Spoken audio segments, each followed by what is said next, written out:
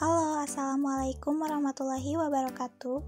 Saya Sinta Nurul Fauzia dan rekan-rekan saya yang bernama Nurul Utami, M. Cahya Nugraha, dan M. Latif Hendriawan dari kelompok 3. Di sini kami akan membahas tentang kebutuhan nutrisi bagi dewasa dan lanjut usia. Kebutuhan nutrisi pada dewasa. Kebutuhan nutrisi adalah kebutuhan harian yang disediakan untuk mencukupi asupan makanan sehari-hari. Kebutuhan nutrisi terdiri dari energi, protein, vitamin, karbohidrat, lemak, dan juga mineral. Adapun faktor yang mempengaruhi kebutuhan gizi pada dewasa. Yang pertama, metabolisme tubuh. Yang kedua, status kesehatan. Yang ketiga, proses fisiologis tubuh. Yang keempat, umur, jenis kelamin, dan juga ada ukuran tubuh. Status gizi orang dewasa.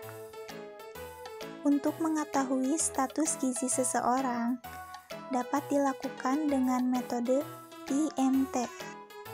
Apa itu IMT? IMT adalah indeks massa tubuh. IMT adalah alat atau cara untuk memantau status gizi orang dewasa, khususnya yang berkaitan dengan kekurangan dan kelebihan berat badan. Untuk mengetahui nilai IMT seseorang dapat dihitung dengan rumus IMT sama dengan berat badan dalam satuan kilogram dibagi tinggi badan dalam satuan meter dikali tinggi badan dalam satuan meter. Di sini ada nilai normal untuk laki-laki yaitu 20,1 sampai dengan 25,0 dan nilai normal untuk perempuan yaitu 18,7 sampai dengan 23,8.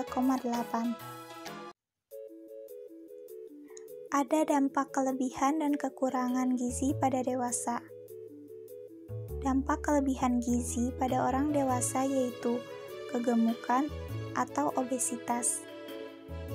Obesitas terjadi karena mengkonsumsi makanan yang melebihi angka kecukupan gizi yang disebut AKG per hari tanpa diimbangi dengan aktivitas fisik. Kegemukan juga beresiko untuk terjadinya penyakit seperti DM atau diabetes mellitus, hipertensi, penyakit jantung koroner, artritis, dan juga kanker. Dampak kekurangannya yaitu penurunan produktivitas kerja dan derajat kesehatan. Adapun beberapa penyakit yang disebabkan akibat kekurangan gizi antara lain yaitu anemia, gondok, bahkan kebutaan. Selanjutnya ada kebutuhan nutrisi pada lansia. Bagi lansia, pemenuhan kebutuhan gizi yang diberikan dengan baik yang dapat membantu dalam proses beradaptasi dengan perubahan-perubahan yang dialaminya. Selain itu, dapat menjaga kelangsungan pergantian sel-sel tubuh sehingga dapat memperpanjang usia. Tujuan gizi pada lansia. Yang pertama ada lansia, menjadikan lansia yang dapat terpenuhi akan kebutuhan gizinya.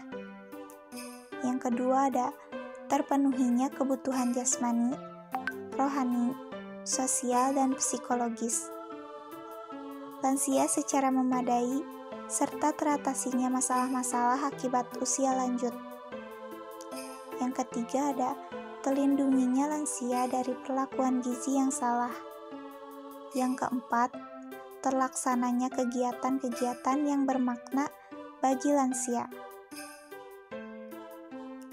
Di sini ada jenis-jenis sumber gizi pada lansia.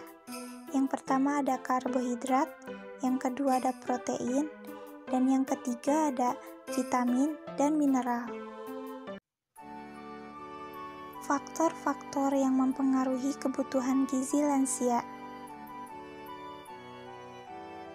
Yang pertama, berkurangnya kemampuan mencerna makanan dan berkurangnya indera pengecapan.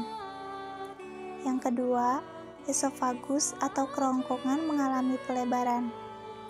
Yang ketiga, setelah sarapan menurun, asam lambung menurun. Yang keempat, gerakan peristaltik lemah dan biasanya menimbulkan konstipasi. Dan yang kelima, penyerapan makanan di usus menurun. Masalah gizi pada lansia. Yang pertama ada gizi berlebih. Gizi berlebih pada lansia disebabkan oleh kebiasaan makan banyak pada waktu muda, menyebabkan berat badan berlebihan.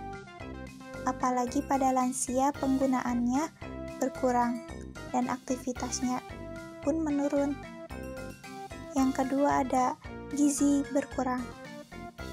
Gizi kurang sering disebabkan oleh masalah sosial dan ekonomi, dan juga karena gangguan penyakit. Dan yang ketiga ada kekurangan vitamin.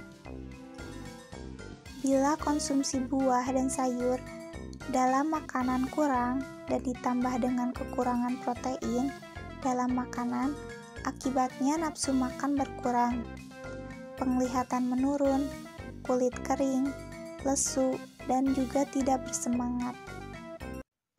Pemenuhan nutrisi untuk lansia. Yang pertama ada dengan memperhatikan prinsip-prinsip kebutuhan gizinya. Yang kedua ada menu yang disajikan untuk lansia harus mengandung gizi yang seimbang, yaitu mengandung zat dan energi. Yang ketiga, konsistensi dan tekstur makanan harus disesuaikan. Hindari makanan yang berlemak tinggi. Hindari makanan yang mengandung garam, natrium yang tinggi. Lansia harus memperbanyak makanan, buah, dan sayur-sayuran. Lansia juga harus banyak mengkonsumsi vitamin. Nah, sekian penjelasan tentang kebutuhan nutrisi bagi dewasa dan lanjut usia. Terima kasih. Wassalamualaikum warahmatullahi wabarakatuh.